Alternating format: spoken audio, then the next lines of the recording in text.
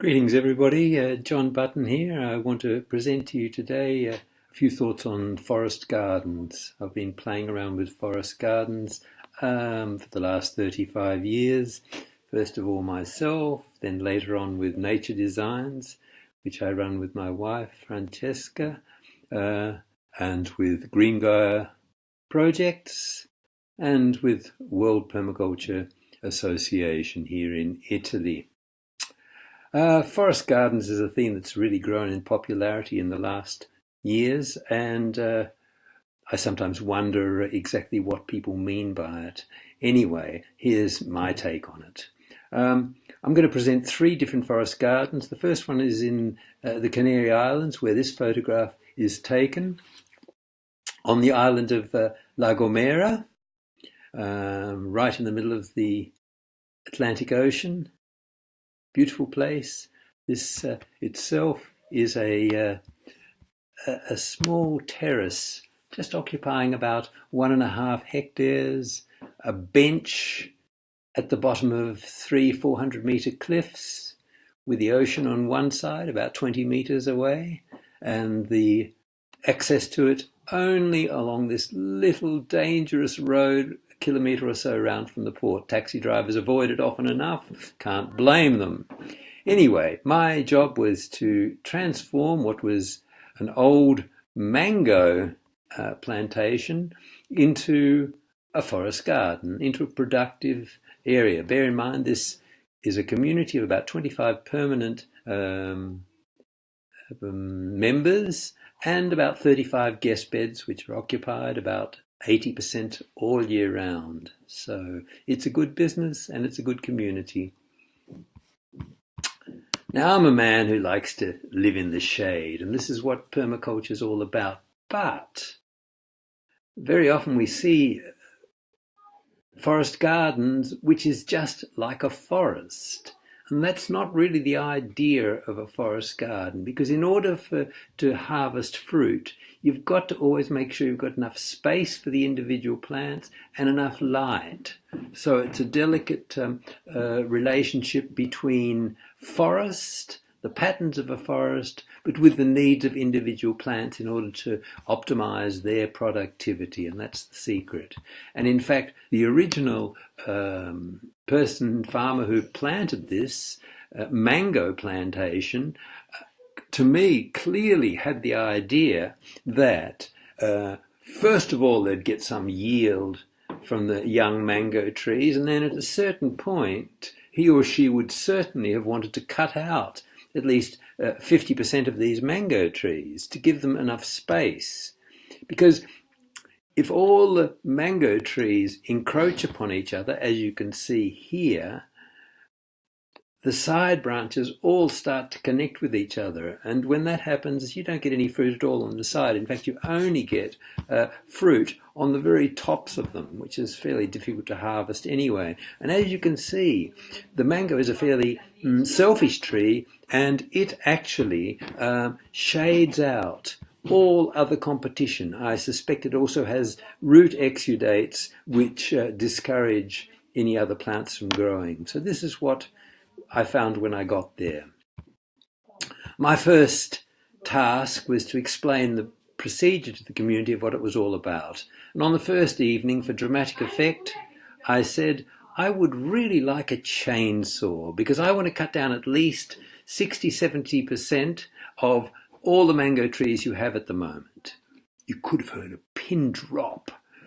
Shocking. I thought you were green, some sort of a green person. Well, yes, I said I am, but I'm also interested in making productivity for you, and I can guarantee within 3 years you'll have more mangoes than you ever possibly dreamed of harvesting from this land, and a host of other things as well. So, will you give me the chainsaw? Well, I guess my reputation was good enough, because they gave me that chainsaw, with bated breath, I suspect, and that's what I did. I cut out lots and lots of the mango trees. It was a fairly devastating first impression that they had, but as I say, they trusted me. You can see these are some of the community cottages, but they're all exposed to each other. In fact, people had started putting up these fences around them just to have a little bit of privacy. Something was desperately wrong if on this piece of land, you had to erect fences within the boundary of the place just in order for people to have the kind of intimacy that they would want. So what I did with this, all the material, is that I created these basins, which I call sponges, and filled them up with all the leaves. The wood we set aside for burning, for sweat lodges and other uses, for carving and so forth. Mango's a beautiful timber. And we put in a whole lot of horse manure, which we had absolute access to, because this is effectively a compost heap. And in order to have an effective compost system, you've got to get a balance between nitrogen presence and carbon presence in order for the decomposition to take place at a reasonable rate. And of course, moisture. Only sufficient moisture. Too much moisture and it becomes a stinking swamp. If not enough moisture, then nothing decomposes. So that's the secret of it. And this is the result. Quite spectacularly different, as you can see. There's many different layers, from overstory to mid-story, the mangoes and the papaya, at least the papayas and the bananas, and a lot of understory. This is a mixture of fruiting species and flowering species, and of course lots of different textures to create a beautiful situation to live in as well. So this is the situation we have. We didn't try and do the whole land. It's 1.5 hectares all at once. We also planned for the future. And in planning for the future, we weren't trying to fill all the spaces possible. So we were preparing the areas that we weren't going to intensely planted out, because best to do things in concentrations rather than spread out, spread things thinly. You're best to create oases of abundance and then spread out from there. But that doesn't stop you doing work that'll set yourself up for the expansion of the forest garden in future.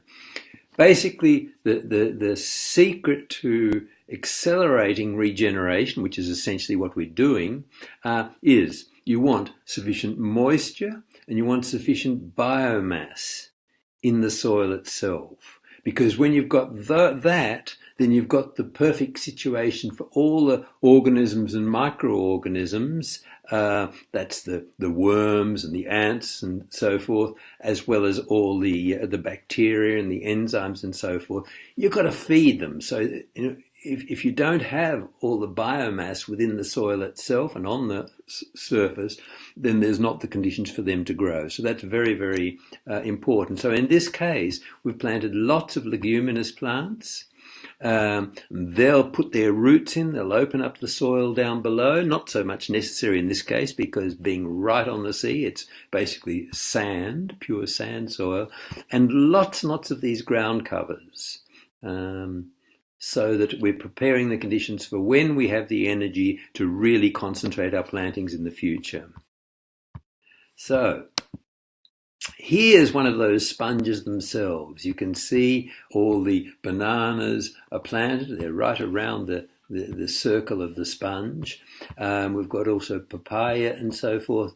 And the ground is totally covered. In this case, we've planted mostly rucola, rocket, and other green vegetables in order to be harvested. We want to try and get a harvest as well. Remember, we've got 60 hungry mouths to feed, so it was really important to get productivity going as soon as possible. Remember, I'd promised them they're going to get far more mangoes, but they're going to get lots of other things. Okay. Look at this soil now. It was just sand before and not much else. And the consequence of this massively thick planting is we got soil that holds together. It's not sand anymore. It's really very beautiful soil. It's light and airy, but it's got substance and structure, and that's what we want it to be.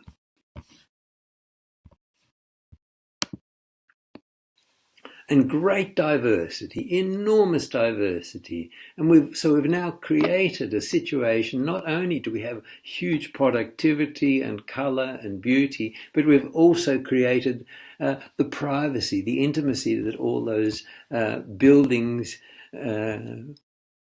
didn't have before, except by putting up ugly fences.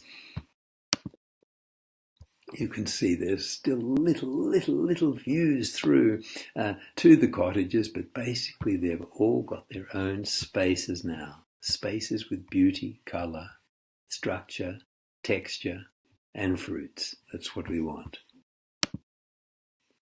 Massive diversity. Remember, this was just mangoes. It's hard to see a mango in there. There's somewhere, maybe that's a mango. Yes, I think that's a mango there. But the rest, we've got this huge diversity that simply wasn't possible before. We've got all our aloe in the foreground, because what we've created not just a forest, but diverse heights and densities, so that we've got light able to go from outside into the forest itself. We've got the papaya, we've got the bananas, we've got the palms. It's all happening there. And then along the edges, those species that really need lots of light in order for them to fruit. And enough space for vegetables at last. Intensive vegetable growing. Amongst the sponges, we can grow those species where there's enough light, which require low maintenance. All the pumpkins, the sweet potatoes, the cucumbers, all the other gourds such as that. And that leaves enough space for our intensive garden, which for those species which require more energy input all the time. So this is what we've done. Okay, and as you can see, there's space for everything now, and there's screens so that we can actually hide those things that we don't want to see with vegetation, and we can have lots of light and open spaces for our vegetable gardens. And there it is, the ocean right at our feet. So not just sand anymore, beautiful structured soil. The second example I want to give, this is a project specifically done by my partner and wife, Francesca Simonetti, in which she was invited by a person who came to visit one of our presentations, the head teacher of a kindergarten, the Scuola Materna. And she said she'd really like to introduce permaculture to the kids, and in the process to do something about changing this poor desert space, which is what most schools are, I've seen around here in Italy, not only in Italy. So this was the challenge, to try and create something out of it. It's right along a major road, so all the fumes come in as well. So the start of the forest garden. The forest garden has begun. As you can see, there's a great diversity of plants, and they're all aimed at covering all the space. You've got ground covers, you've got shrubs that will grow into shrubs or into more significant trees, and you've got paths throughout. These paths are not just paths, but they're paths, sense paths, so that when the kids are going to walk through their beautiful garden, they can kick off their shoes and feel different textures of sand and stones and bamboo and all sorts of gravel. A real sense garden, which has different textures, different fruits and foods, flowers all the time. It's a very different space than the one you saw in the beginning. There's the woman, that's the one. There's the master herself in her forest garden under one of the cherry trees she plants. You can see there's lots of different plants have different light requirements, so it requires a lot of designing first. Don't just throw all the plants together. As the master observer Masanubu Fukuoka, Japanese scientist and master farmer, said, do nothing, observe everything. And that's a very wise advice indeed. Use your imagination to see what you want to achieve, and then once you've established that overall pattern of your garden, or in this case a forest garden, an edible forest, then you start to put in the details. As David Holmgren, one of the co-founders of Permaculture, said, from patterns to details is the way we want to design. Okay. Now look at it. Look what a change it is. Everybody wins. Every kid wins a prize, you can say. The children have all the fruits and the flowers and beautiful space. There's a screen from the pollution of the street. The next door neighbours have a beautiful view to look at and see things happening. But more importantly, I should say, this is not just a forest garden that's been planted, but at the very beginning there was no money at all for it. And so Francie asked, well, if we've got no budget, what can we do? What resources do we have? And she invited all the parents to participate in the planting of this garden, to bring cuttings along of any materials that they have. She approached nurseries for any plants that perhaps they were no longer able to sell. And they started off this whole project in this manner, with no money. After the first year, when it was obvious there was something really happening, they were able to actually enter into a competition for funds, won that competition, and from then they could fill in the gaps with those things which required actual more money. So, but more than just that, more than the resources required to create this garden, it created community. It created, instead of the parents just dropping the kids off to kindergarten, they started to participate. They came along and they did the planting. They pushed the wheelbarrows. They created a willow tunnel, a serpent made out of willow trees, all plaited together and so forth. They created vegetable gardens, and it became a community rather than just a place to dump the kids off. So at many different levels, we can create different potentials with a forest garden and any other garden indeed.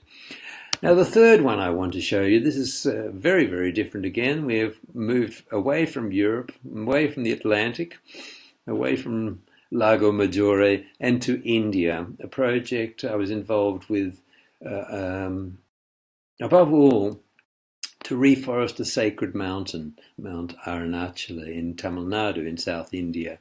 And as the project of the re-greening of the mountain took place, people were impressed enough with our determination and our obvious success. And one patron of the project actually said, well, I'd really like to see what you can do with a farm, applying the same principles. So she donated the money to buy land, and this is the land we bought.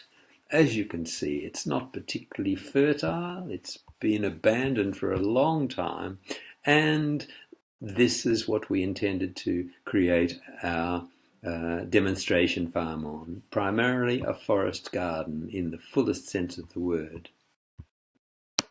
There was water there, but as you can see, not much. And in dry seasons, this would grow almost completely empty, sometimes completely empty. So, no water, no life. What do you do about that? How can you can't, there's only so much rain falls. Well, the secret of that is you hold every drop of water that falls on the land. You harvest all the land that comes from outside that land and flows through it. You don't let a single drop of water go to waste. Remember, we're in South India. It's monsoon land. For 7-8 months of the year, there's zero rainfall virtually. And then when it does come, it's buckets of water. And the consequence of that is that on this piece of land, which is just gently sloping, nevertheless, in the monsoon season, literally tons and tons of water was lost every year. And with the water, if water runs off, well, it's not only water that you're losing, it's the precious soil that you use to grow things. It's all the organic material that is to become the soil. Remembering soil takes hundreds of years just to develop a couple of centimeters. So if you don't treat the water as the sacred substance that it is, and you let it go to waste, you're losing not only the water to grow trees, but you're also losing huge amount of fertility. Now this land was like rock when we started, so we did a light ploughing at the very beginning just to open the surface to create this seed bed where we could seed, and then we grew. You can see we also, oops-a-daisy, okay. This photo was taken 18 months after the beginning.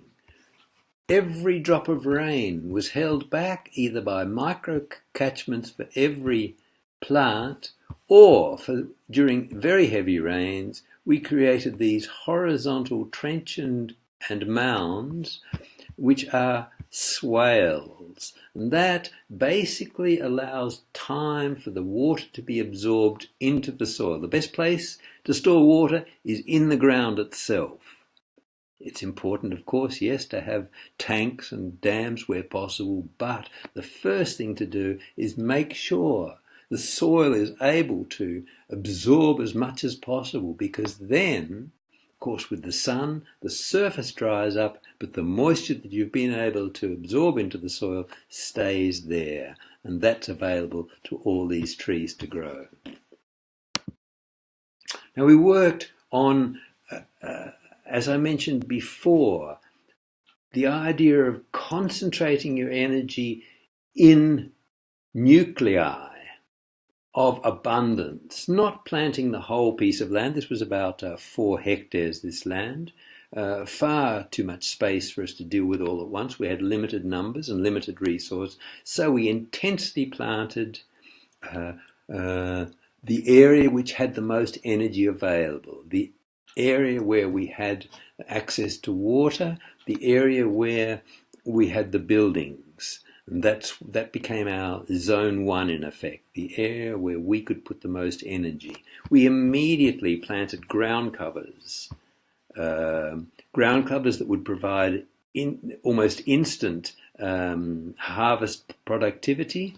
And we planted in a form of succession so that we were able to harvest right from the very beginning. But at the same time, we also planted other species that would take longer to bear fruit. This is your bananas, your papayas, your fruit trees, the tree legumes. And they would take a little longer before they provided the products of their growth. But in the meantime, we would have food to be harvested and ground cover, most importantly. We've changed. Remember, this is an area where you have 40 degrees for about 5 months of the year as the maximum temperature, extremely hot. Photosynthesis slows down and shuts down completely after about 35. So if you can possibly shade the soil and lower that temperature,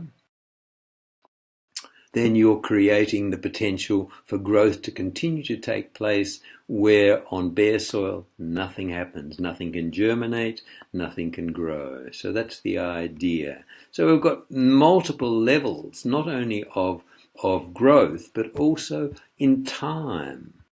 We're stacking in space and we're stacking in time. And as the longer term species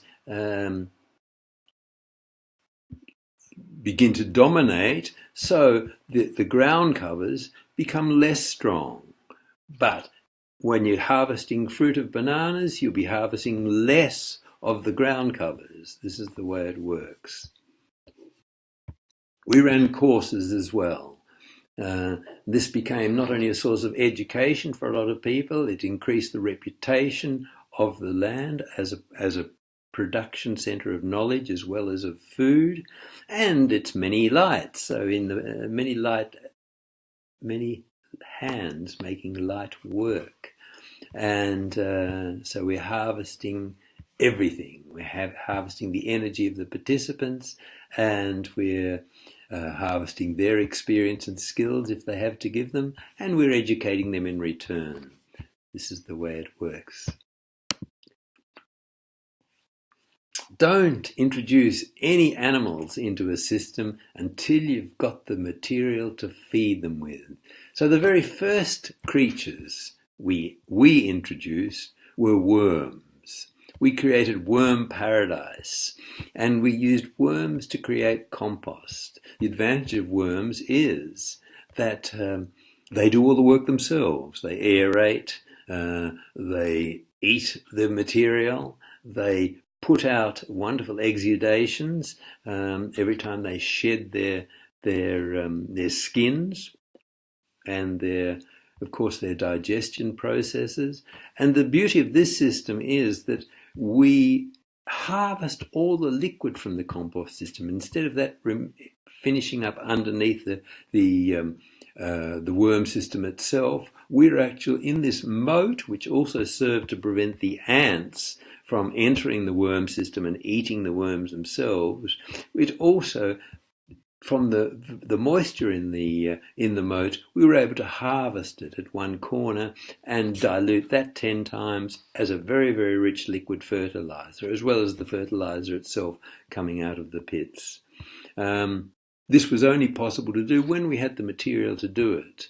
And this is the same with every animal, small or large. You've got to provide for their needs before you actually introduce them. As we developed, though, we were able to introduce more animals. First of all was the worms, to add on to the ants that were the very first line of macroorganisms that come in, then the worms, then the chickens, and finally the cows. When we had lots and lots of fodder material to feed the cows, we started to introduce them, and that would provide milk for us, and from milk we could make yogurt and butter and cheese and so forth. And in turn, we actually constructed their stall on a raised part of the land. We actually raised it up so that we had gravity to use. And from the cow manure from all the animals, we would feed a biogas digester. The biodigester would provide gas to furnish light and fuel for the cooking stove. And we would harvest the urine from the cows here, which we would also dilute 8 or 10 times as a liquid fertilizer or as an ingredient in diverse biopesticides and so forth. And after the gas had been extracted, the slurry left over was still very, very rich in fertility, and because it was higher than the rest of the ground, we could actually use that to as a fertilizer for the rest of the land. So where are we? We've got that. Here's a diagram of,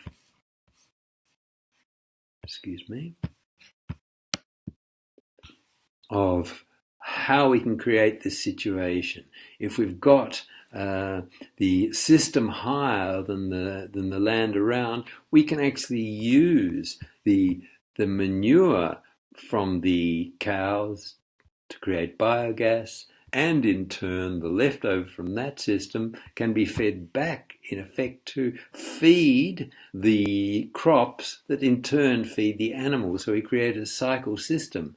Far more fertility than is needed just to grow the fodder crops, an excess which by gravity we could use to feed fish, to feed tree crops, to feed vegetable gardens, and all in a whole process of cycle and the capacity to direct it wherever we wanted. There we go. It shows you some of the fodder fields, as well as we have fruiting trees, we have timber trees, we have fodder trees. Very, very rich system.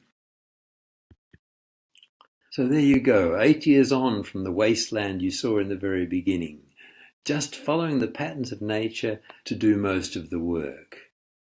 Now, we've created not only all these fruits to harvest, but we've created the condition for life in abundance itself. One day when I was coming home from town on my bike in the heat of around 40 degrees, the whole countryside was still, almost lifeless, nothing happening, except when I got within a couple of 100 meters of our land, you could see almost like a dark cloud in the cloudless sky over top of our land. And coming closer, I could see that that cloud was a cloud of dragonflies, red and blue and green, and all the birds that were feeding on these creatures. The dragonflies were probably certainly in their hundreds of thousands, maybe even the millions.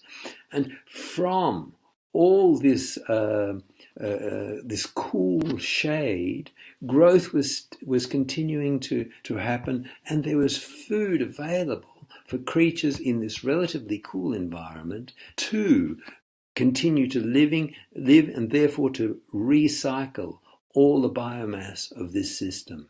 And that's productivity at its best. So I hope you got some idea today about what we might do to create forest gardens.